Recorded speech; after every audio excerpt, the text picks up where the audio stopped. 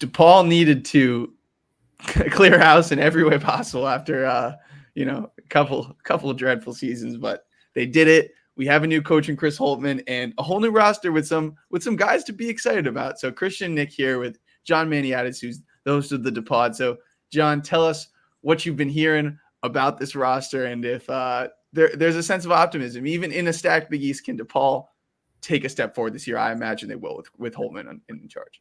Yeah. Thanks for having me on, guys. I appreciate you guys, reaching out and getting me on here and getting set up. But coming off a 3-29 season last year, left a lot to be, you wanted. And then you go into the off season, you already had your coach, and basically by April you had the lion's share of the team in place. Coach Holtman and his team, got in the portal, hit the portal hard real quick, and had 12 players. We just got our 13th kid from France who he shot pretty well in limited time over there, but they did, he was on the team that won a Euroball championship under 20 in the under 20 division. But exciting times for DePaul. A lot of new faces. We'll get into that, I suppose, but really excited about this team. I think the fans are excited. The fans are excited to have a coach that understands X's and O's, versus what we've had in the past where they weren't running sets. They, I don't know if it was the players or the coaches or what it was, but you didn't have a cohesive basketball team in the past couple of years. And just a lot of good to look forward to with this new staff and the new group of players that they brought in. Yeah, for sure. I mean, I'm a Holtman guy. I really am. And I think he's a great coach. I mean, when he was in the Big East, there's something to be said about what he did at Butler. He made the round of 32 twice. And he made the Sweet 16 once. Like, very impressive stuff. Then, obviously, he didn't end his tenure at Ohio State like he would have liked to, though I thought it was pretty harsh that he got fired mid-season last year. But what is year one expectations with Holtman? And also, what is his starting five about to look like this season with so many new faces?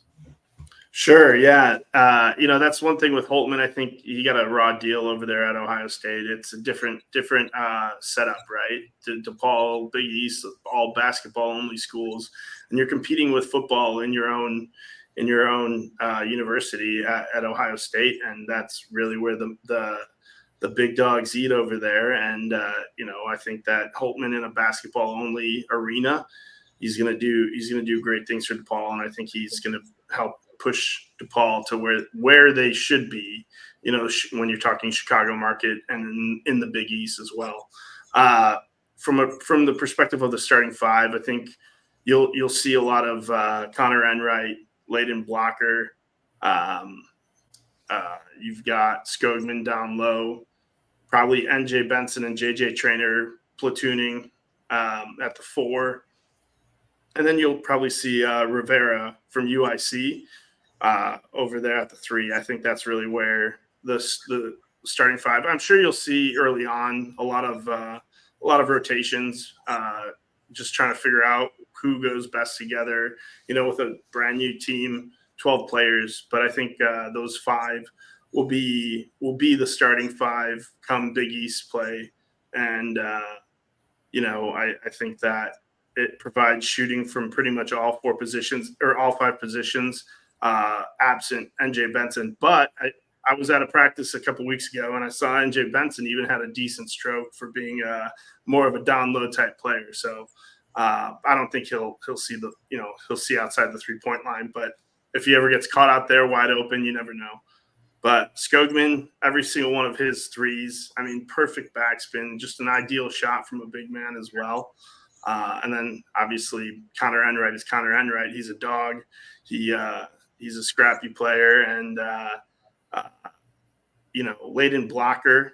Love what he can do and what he offers from a athleticism standpoint. He's so fast, and I think he's going to cause a lot of problems on defense, even though he's considered undersized for a guard. So I think Holtman did a nice job bringing in all these guys. It's a lot of new faces. The ones that I'm the most familiar with her. Obviously, leading blocker, super talented. Didn't get a ton of run at Arkansas last year, but was a highly touted recruit and a talented guy. Connor Enright was awesome last year for Drake. I was a huge Drake fan and watched him a lot. I was continually impressed with how he played the game. And then JJ Trenner was solid at Louisville. He's one of these, Louisville is just kind of a mess, so it's hard to truly evaluate those guys. But at 6'9", can put the ball on the floor and shoot a bit and defend multiple positions. So that's something that a coach is always happy to have. The thing that jumps out to me the most, and you said it, like a lot of productive 3-point shooting coming in, right? Like Jacob Myers shot 40% at Coastal Carolina. Isaiah Rivera shot 42% at Illinois Chicago. Skogman shot 47% at Davidson. Enright 44% at Drake. Trainer shot 37% at Louisville. D'Amico from Southern Illinois 36%. CJ Gunn 34% at Indiana. Didn't play a lot. And then David Thomas came on strong late at Mercer. He shot 40%. So it seems like that was a priority. What do you think? Two-part question. One, what do you think the offense that Holtman's going to run is going to try to look like? Are we going to see a lot of a spread, a lot of 5-out type stuff? And then part two is, with so many new faces coming in and so much uncertainty of what the lineup will look like, how is that chemistry wise? How do you expect that all to mesh? Because there's really no like leader, there's no continuity. Like it's a whole new thing. It's kind of like an open AAU tryout. It's like, all right, like go fight for minutes. Like, is there any, is that bringing out, good competition, having it be just so wide open of who's going to play and what the team's going to look like? Yeah, so I'll answer the second part first. I think it's an iron sharpens iron type of scenario, right? Like you've got a lot of good guys, and you mentioned it, like all those different shooting percentages.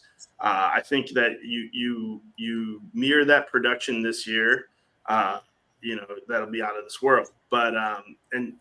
But realistically, last year you take this team and you throw it in last year's college basketball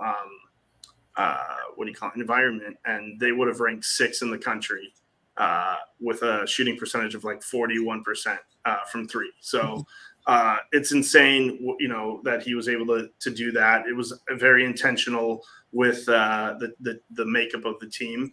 A little undersized, sure, and you're gonna run into the Big East is the Big East, and there's 7-1 guys all over the place. But I think Skogman could hold his own. He's more of a finesse guy, but I think NJ Benson, that's where you get that thunder and lightning with Skogman and Benson down low, where you'll see Benson do more of the banging down at the boards.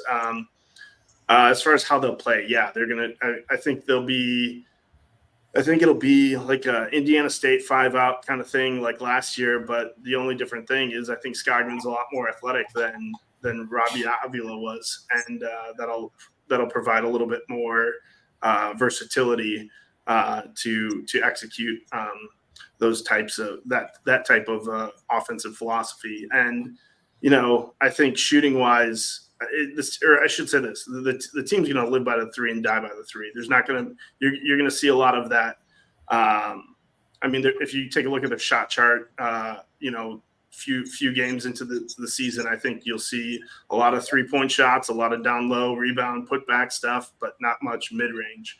And I think that'll provide for at least, while they might not win a ton of games in the Big East, I think they might win more than a lot of people think. But I think that it's going to provide an exciting style of basketball for the fans, and they'll get a lot of wins and have a lot more success than they have in the past few years. For sure. They only won 3 games all of last season. They'll surely start this season off 3-0. So that's good. They'll match their total off the bat. With so many new faces, I guess my question is, who do you see emerging as the leader of this team this season? Yeah, you've got Skogman and Rivera, and you really, I think that's their strength is how many guys you could expect to have to lead the team in scoring each night. I think the vocal leaders and it's going to embody him is Enright. Honestly, I think he's the guy who's that floor general. He's got a big voice. He's charismatic. I think blocker too. Once he gets some of that, that playing time under his belt that he didn't have over at Arkansas, I think he could very well be that leader on the team as well. So it's between those two. I mean, I hate to be so cliche and say, it's going to be one of our guards, but the reality is those two guys are going to be, I think, heavily leaned upon to lead the team, lead the team's attitude, lead the team's performance, and drive where this bus is going to go in the next couple of years. All right, this is a question I haven't asked any of these other interviews we've done, and I'm just kind of curious. Has there been any like off-court team building activities or any stories you have of like how Holtman's tried to build camaraderie, bringing in all these pieces? Like, are they going anywhere? Any travel? Any stories you've heard about how these guys have all tried to get to know each other and build a team so fast? Yeah, so I think a majority of the team came in as early as they possibly could have, and they spent a lot of the summer together in summer workouts and stuff like that. Some guys were rehabbing injuries from surgeries and stuff like that. But I think what Holtman has done well is he's had the players, and he's had team events, team dinners, stuff like that, right before they left to go finish the summer off, and then have the last couple of weeks before school started, because DePaul starts in Labor Day, so later than most schools. They had like a big team dinner catered and all that. And I think the thing that people kind of overlook is that Enright, Rivera, Benson, D'Amico, they were all in the MVC they played each other multiple times over the past few years. And, there's something to be said for that too. It's like, hey, we're all coming up from the MVC to a better conference together. And I think that is in and of itself a little bit of, a team building aspect as well. This is another non-personnel question. Just from the standpoint of Chicago is a big city, and how does Holtman just get the city of Chicago invested in DePaul basketball? Yeah. So I think you look back to 2019, and there was that DePaul team that was very that got out to a hot start. They beat Texas Tech, the national runners up, to go 8-0 or 9-0, something like that, and then lost to Buffalo with the last non-conference game. But it's going to take 6-7 wins, and I think people will get behind this team. I think you saw it with Loyola when they made the tournament and went on their run, and how the city kind of got behind them then. I think it's different with DePaul in that there's a lot of history, and the second that there's a DePaul team that's competitive and getting close to making the tournament, the city of Chicago is going to go absolutely insane for them, and they'll pack Wintrust. I mean, it's a 10,000 seat stadium. I think it's one of the better new stadiums in all of college basketball. You just need to put a team on the floor and get the product up. But my point with the 2019 team is once they started winning and showed that fight and beat that Texas Tech team, that had Terrence Shannon Jr. and a bunch of other guys that were returning, the place was packed. It was rocking. And I think that's all it's going to take is you got to win. You got to provide a product that people want to see. I don't think it's like a New York where you're competing with you. While it is like New York and that you're competing with all these professional teams, I think Chicago is just such a niche city that people want to go to college basketball games. There's nothing else as far as college sports go. I mean, Northwestern football, they built that cool stadium on the lake as their temporary home, but DePaul is Chicago and Chicago is DePaul, and I think that any sort of success will surpass anything that Loyola saw from those Final Four runs. Well, cool, man. John, thank you so much for joining us. I think there are reasons to be optimistic about this roster and about having a coach that has actual, winning pedigree, like as great of a recruiter Stubbs was, like it's DePaul is such a tough job in the Big East that it's like you need someone who obviously you got to bring in players, but I just think the fit of Holtman makes a lot of sense. And last thing, I think Connor Enright is just a super key piece of this. I really like what he does on the floor, but also you look at where everybody came from, and only one transfer is coming from a team that made the tournament last year, and that's Connor Enright. He's the guy with a little bit of winning experience at the collegiate level. So really excited to watch him play and the rest of these guys. By the way, I live in Chicago, so maybe I'll see you at Wintrust this year. Definitely, man. Yeah, let me know. And I appreciate you guys doing this. I think that DePaul will probably finish somewhere around 500 at the end of the season. And I think that, that'll be a good building block for, what's to come. So thanks again, guys. Look forward to maybe doing something else later on in the season. Awesome. Thanks, John. Absolutely. Yeah. Have a good one.